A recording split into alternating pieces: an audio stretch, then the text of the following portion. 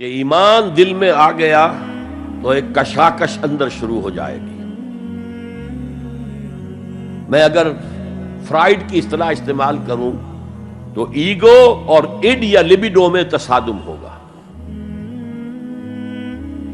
آپ کے نفس کی خواہش کچھ اور ہے، ایمان کہتا ہے غلط۔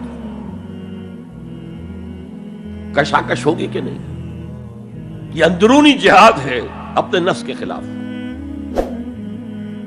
جیسے فرعون نے کہا تھا الیس لی ملک مصر وہذہ الانہار تجری من تحتی، کیا میں بادشاہ نہیں ہوں مصر کا؟ مصر کی حکومت میری نہیں ہے؟ اور کیا یہ ساری نہریں جو ہے میرے نظام کے تحت نہیں چل رہی؟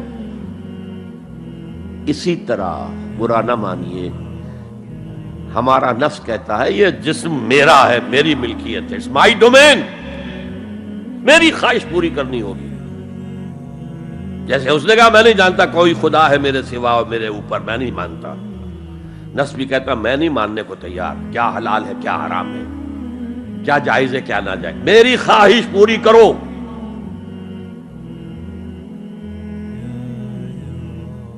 اس کے خلاف جہاد،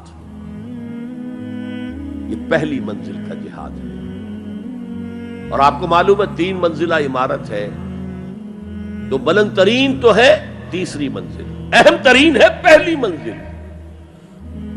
پہلی منزل بنے گی تو دوسری بنے گی، دوسری ہوگی تو تیسری بنے گی نا۔ پہلی منزل یہ ہے اور اہم ترین یہ ہے۔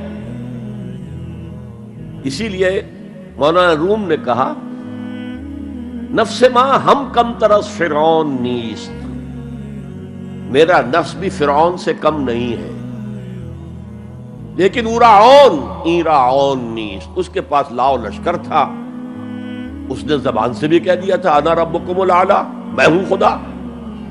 میرا نفس بیچارہ اس کے پاس کوئی لاؤ لشکر نہیں، زبان سے تو یہ کچھ نہیں کہتا، اندر یہی کہتا میں بادشاہ ہوں اس وجود کا، میری مرضی پوری ہے۔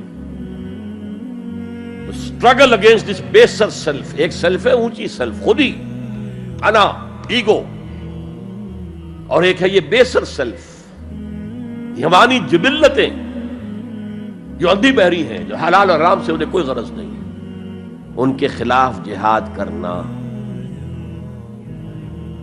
آپ نے فرمایا صلی اللہ علیہ وسلم المجاہد من جاہد نفسہ، اصل مجاہد وہ ہے جو اپنے نفس کے خلاف جہاد کر سکے۔